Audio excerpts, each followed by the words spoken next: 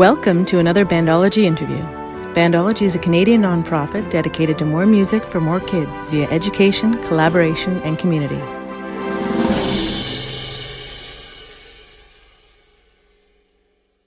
Hi everyone, my name is Lucas Redwood and I'm the music manager with Bandology. I'm here with Marsha King. How are you doing today, Marsha? I'm great. Thanks for having me. Marsha is an Ontario educator and has taught music at Nelson High School. She currently teaches at Enchoke Birch Stick School in Pikangikum. So Marsha, when did you first start playing music? I really got the music bug when I was in grade 6. I had a really amazing elementary school music teacher, and his name was Wayne Jones. In fact, we're still friends, and he was the one who inspired me to go into music and showed me that it was like a really fun thing to be a part of. That's awesome.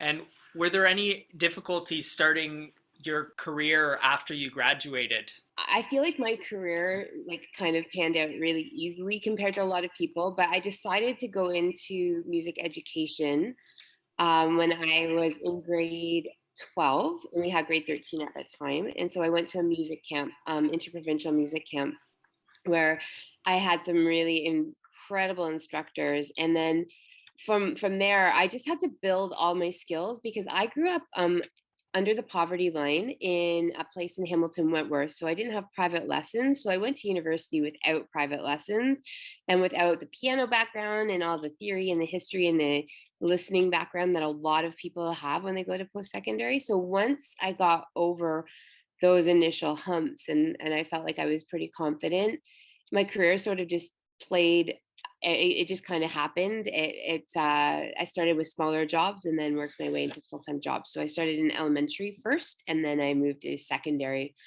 a few years later. So about 6 years into my career, I moved into secondary. Awesome.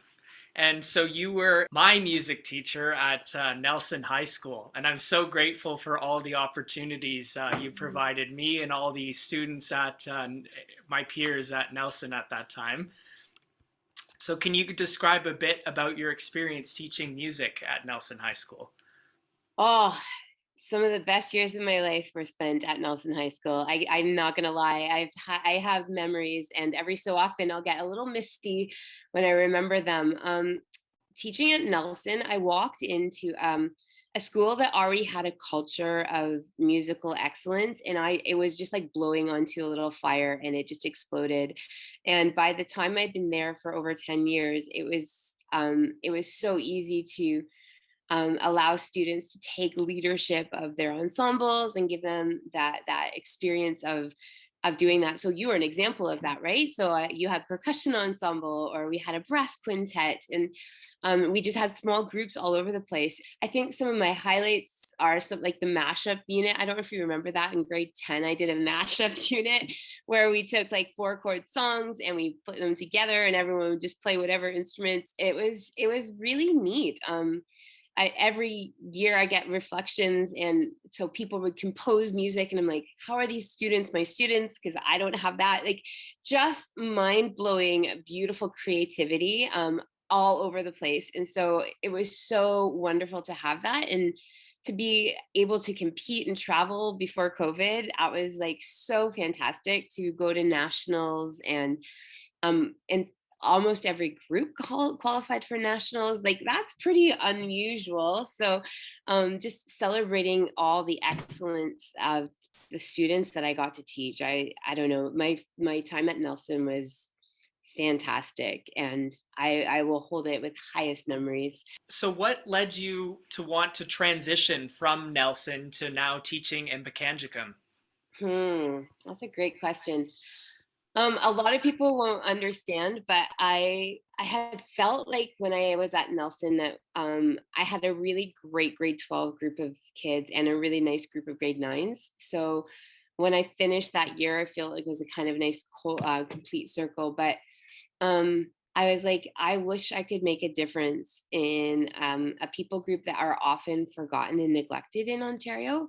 So I just started to do some research and found out that education in the north. So I work Pikangikum, just so people know, Pikangikum, Ontario is 500 kilometers northwest of Thunder Bay, and it's a remote fly-in, meaning you can't drive to it unless the ice road is in. So it's so you can only it's like maybe 3 seasons. If the water's unthawed, you could maybe boat across the lake and then drive for a few hours to the next closest city, which is Red Lake. And so it's in the middle of nowhere. It's in the middle of the bush. And so many of these families and kids and people have had so much trauma. And once you have a lot of experience as a teacher, it's really nice to be able to pour back into people who might not get that expertise. I went from teaching grade 12 to teaching grade 2 in my first year. It was a very big culture shock. I was like, whoa, these little people don't learn things quick. But then I was able to use my music and engage them and help them to find their creative voices. So it's been really neat to see that, especially since a lot of First Nations communities have lost their music. They lost their music with colonization. So they lost their drumming, their singing, and their way. And so it's really neat to be able to pour into a community and see if we can help them to find who they are as people. Absolutely. So can you describe a bit about a day in the life as a teacher in Pikangikum? Yeah, so my new job is I'm the learning resource coordinator now. So even though I'm quote unquote a teacher, I actually have 60 staff that report to me every day. So I usually arrive at school at 7 o'clock. Usually at 7 o'clock in the South, I would be running a band rehearsal, but I arrive at 7 and the staff arrive at 8. And I do attendance, and then I staff the school. So the school has 280 staff. It's one of the biggest employers of Pikangikum because there's not a lot of employment opportunities in the north. So we are the biggest employer. So I have 60 of those 260 staff on my team. And so I match them with special needs kids and make sure that those kids are cared for during the day. And then I go around all day putting out fires, trying to help students who are struggling, especially since the majority of my staff only have grade 8 or grade 9 education. And so I have to teach them how to work with special needs kids because I have all the training. So I do that, and I get to work with kids one-on-one, and I get to work with kids in small groups, and it's pretty fun. I'm not gonna lie. As an educator, you talk a lot about music education. So my question to you, Marsha, is why is music education important to you? Music allows people to process their emotional hurt, their struggle, and their pain without exposing them to the harsh reality. So it comes out in sort of softer ways. And so I believe that music education and all arts, but especially music, has a way to really impact the world. So for me, music education and music, I mean, there are transferable skills, like students who are struggling with math. If you teach music, they have another way of learning the processes of math. But in my new role, I would really say that because music accesses the soul, the spirit, and the body, it is the best way for helping process what they're going through. So it gives it a release, an escape, a processing mechanism. And so I believe everyone should have music. And I think about it, if you think about it, when we were in band back when we were in school, you could have a really horrible day and then you come and play a piece and all of a sudden you'd be like, wow, it feels great. Like, or I will never forget when we played American LG and I would be like bawling at the podium because music touches something in the soul. So when I pulled out the trumpet for Remembrance Day this year and played the last post for my students, the teachers were coming up to me saying the kids felt something in their spirits and their hearts.